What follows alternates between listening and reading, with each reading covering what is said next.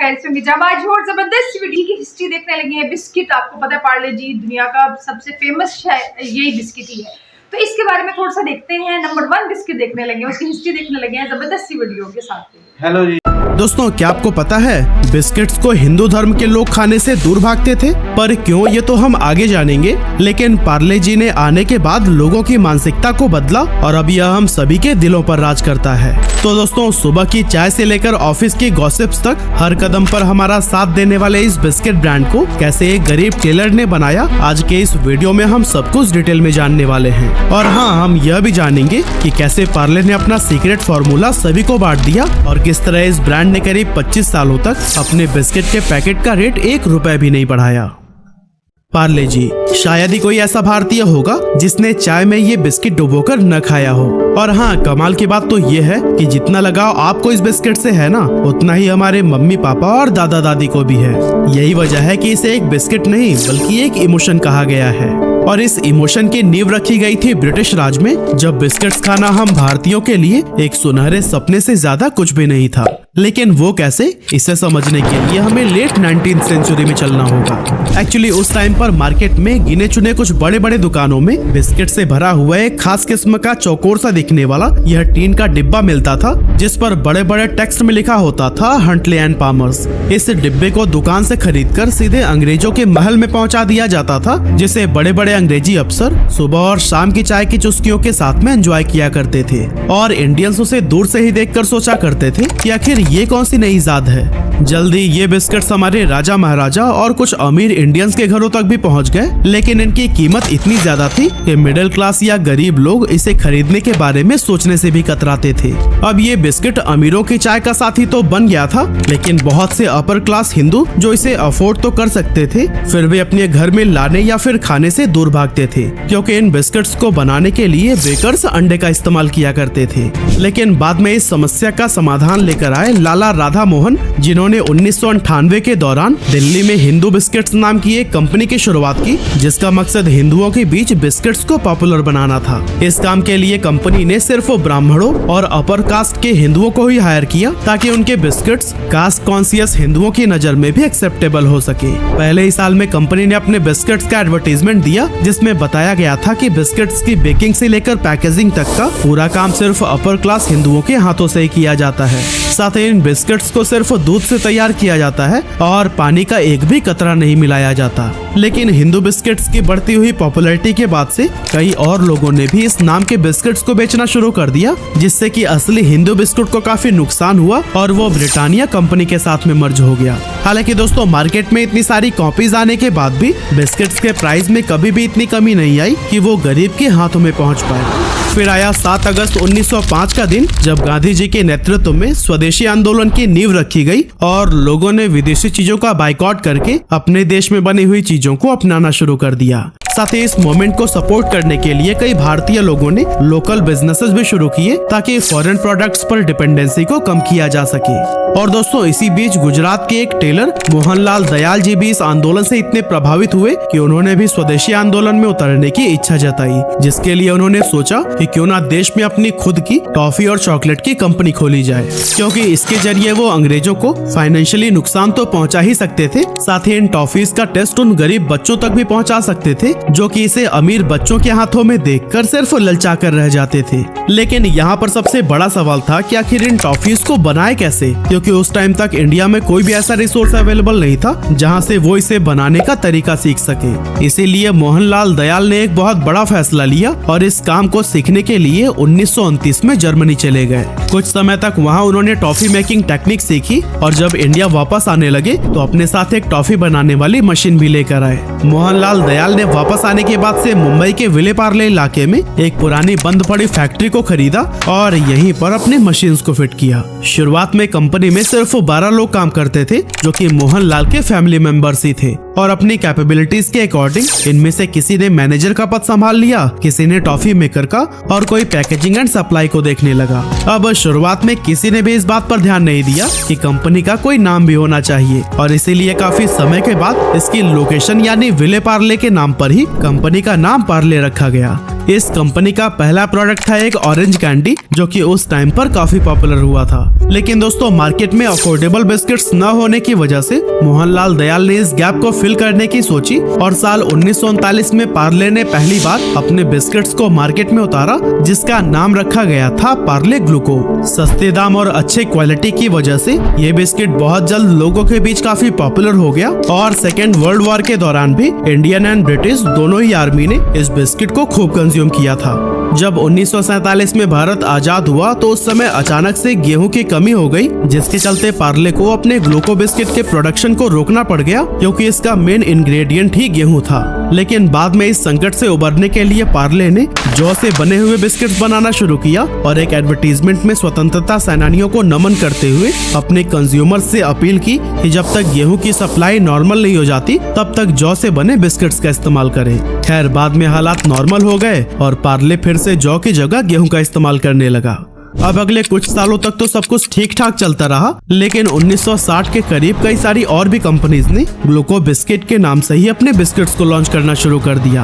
अब इससे कंज्यूमर के बीच में कंफ्यूजन बढ़ने लगी कि आखिर ओरिजिनल ग्लूको बिस्किट है कौन सा, और यही वजह थी कि इस टाइम पर पार्ले की सेल्स लगातार गिर रही थी। लेकिन दोस्तों अपनी गिरते हुए सेल्स को देखते हुए कंपनी ने एक बहुत ही स्ट्रैटेजिक मूव लिया और अपनी ब्रांडिंग को इम्प्रूव करने के लिए काम करने लगे। इसके लिए सबसे पहले तो इन्होंने नई पैकेजिंग बनाने का फैसला किया, जिसके बाद से पार्ले का बिस्किट एक पीले वैक्स पेपर में लपेट कर आने लगा। इसके ऊपर लाल रंग की पार्ले ब्रांडिंग के साथ साथ एक छोटी लड़की की तस्वीर भी लगी थी और इस लड़की के इलस्ट्रेशन को advertising agency Everest brand solution के मगनलाल दहिया ने तैयार किया था। इस नई ब्रांडिंग ने बच्चों और उनके पेरेंट्स को खूब अट्रैक्ट किया, साथ ही बाकी के ब्रांड्स के बीच पार्ले अपनी एक अलग छाप छोड़ने में भी कामयाब हो गया। इसके बाद से साल 1982 में कंपनी ने पार्ले ग्लूको को पार्ले जी के रूप में पैकेज किया, जिसमें जी का मतलब था ग्लूको। और इसी साल यानी 1982 में ही पार्ले जी का पहला टीवी कॉमर्शियल आया, जिसमें एक दादाजी अपने नाती पोतों के साथ गाते हुए नजर आ रहे थे, स्वाद भरे शक्ति भरे पार्ले जी। चाहत अपनी यही है जी, अपनी भी स्वाद भरे शक्ति भरे बरसों से पार्ले जी। इसके बाद से 1998 में पार्ले जी को शक्तिमान के रूप में ब्रांड एंडोर्सर मिला, और अगर आप 90s के किड हैं तो फिर ये बताने की जरूरत ही नहीं कि बच्चों के बीच शक्तिमान कितना ज्यादा पॉपुलर था। ऐसे में अपने फेवरेट सुपर हीरो शक्तिमान की वजह से बच्चों में पार्ले जी खूब पसंद किया जाने लगा। इसके बाद से जी मने जीनियस, हिंदुस्तान की ताकत, रोको मत टोको मत जैसी टैगलाइन ने पार्ले जी को हमेशा चर्चे में बना कर रखा। अब दोस्तों आज के टाइम पर पार्ले का एक बहुत बड़ा पोर्टफोलियो है, जिसके अंडर कई तरह के बिस्किट्स, कैंडीज और नमकीन आते हैं, और काफी सारे लोगों को लगता है कि बिस्लरी, बेली, फ्रूटी और एप्पल फिज भी पार्ले के ही अंडर आता है। लेकिन क्या सच में ऐसा है? अब इसे समझने के लिए पहले हमें मोहनलाल जी के परिवार को एक बार देखना होगा।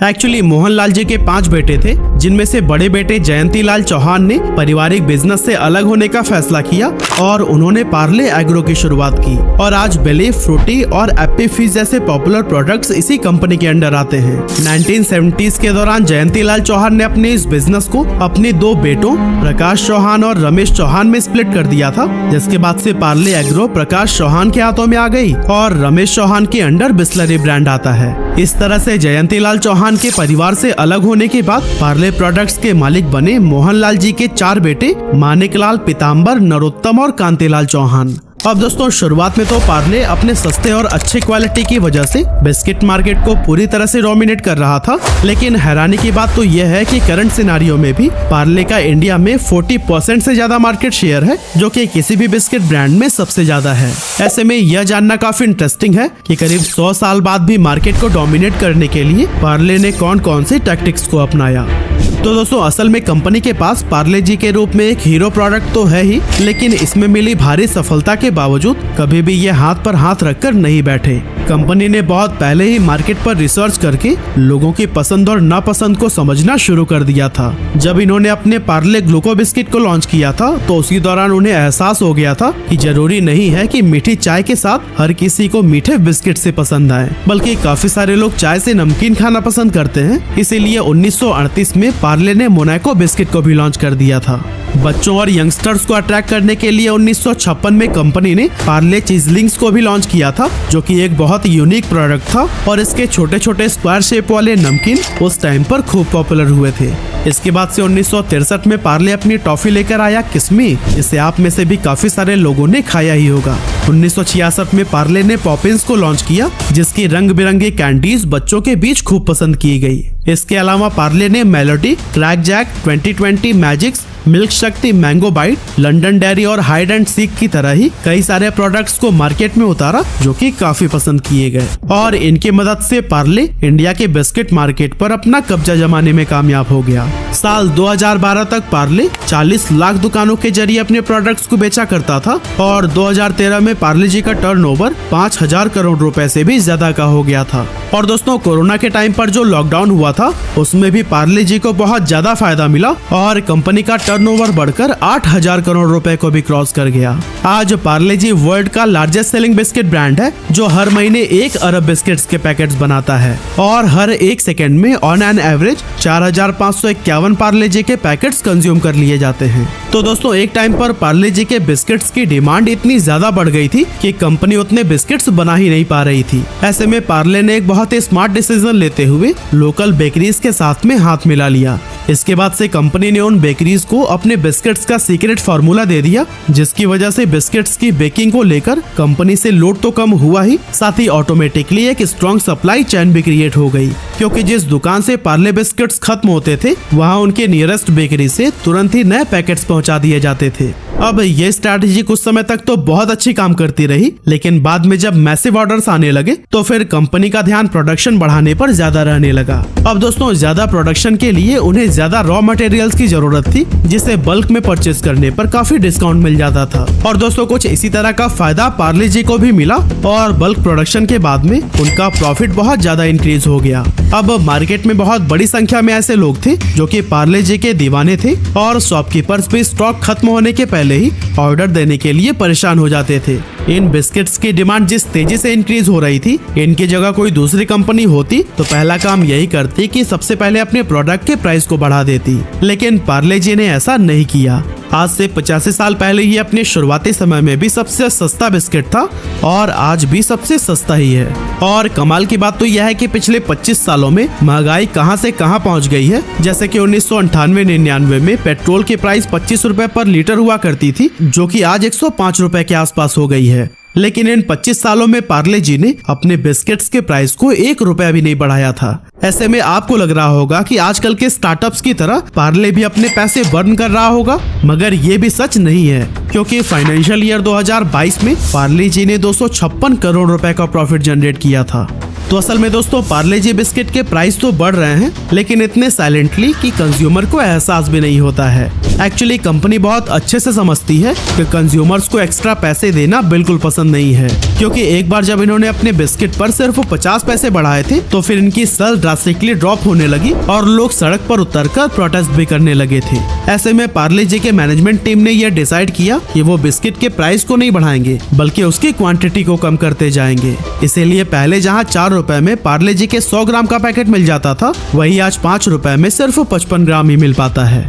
अब देखा जाए तो पार्ले जी कंपनी का एक हीरो प्रोडक्ट है, जो देश के हर कोने में छोटी से छोटी दुकान में भी आसानी से मिल जाता है। पार्ले जी के इस स्ट्रॉन्ग डिस्ट्रीब्यूशन की वजह से जब भी कंपनी किसी नए प्रोडक्ट को लॉन्च करती है तो फिर उसे भी मार्केट में काफी तेजी से पहुंचा देती है। इस तरह से बिना ज्यादा मेहनत के उसके नए प्रोडक्ट्स को भी एक्सपोजर मिलने लगता है और उनके जरिए कंपनी की खूब कमाई होती है। लेकिन दोस्तों, क्या पार्ले जी का बोलबाला सिर्फ इंडिया में ही है? तो इसका जवाब है बिल्कुल नहीं, क्योंकि यूएसए, यूके, कनाडा, ऑस्ट्रेलिया और न्यूजीलैंड जैसी कई सारे ऐसे कंट्रीज हैं जहां पार्ले जी को बहुत ज्यादा पसंद किया जाता है। और तो और कई सारे देशों में तो इसकी मैन्युफैक्चरिंग यूनिट्स भी अवेलेबल हैं।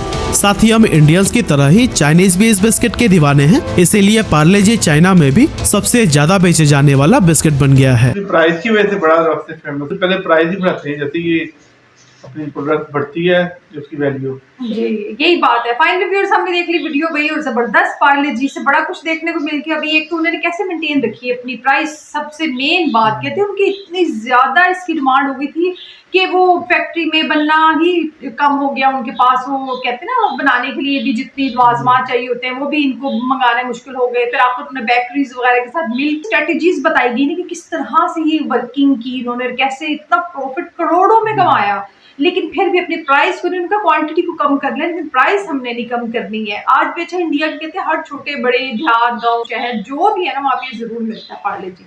तो ये पार्ले जी हमारे यहाँ पे कभी नहीं है, लेकिन हमारे पे ग्लूको बिस्किट जरूर है और शक्ल भी इससे मिलती जुलती है। और ये गंदम वाले बिस्किट है वो भी है ऐसे ही है ग्लूको हमारे बिस्किट, लेकिन इतना टेस्ट इसमें जो पसंद किया जाता है हमारे ग्लूको का ऐसा टेस्ट तो नहीं है कि इस तरह उसके पीछे क्रेज हो जाए। हाँ, ये सबसे बड़ी बात है। इसमें ऐसी क्या बात है, हमें कहीं से पार्ले जी मिला हम जरूर यहाँ खा के देखेंगे कि इसमें ऐसी क्या खास बात है जो इतना बड़ा वहाँ का टॉप सेलर नंबर 1 बिस्किट है इंडिया का। प्राइस को लेके और टेस्ट को लेके पूरी हिस्ट्री बता दी, कहाँ से स्टार्ट हुआ और किस तरह चलते रहे। कैंडीज बनाने के लिए भी जर्मनी तक चले गए, वहां से मशीनें उधर से ले ली, फिर वापस आए। फिर बिस्किट्स का बहुत ज्यादा क्रेज था उस टाइम पे, क्या तो ब्रिटिश सारे थे वो उनके पास बिस्किट होते थे उनकी वजह से। तो बस अच्छा बड़ी एक हार्ट टचिंग सी स्टोरी रही है इसका, पूरी केस स्टडी थी बड़ी प्यारी, इनकी भाई की रिसर्च थी इसके ऊपर।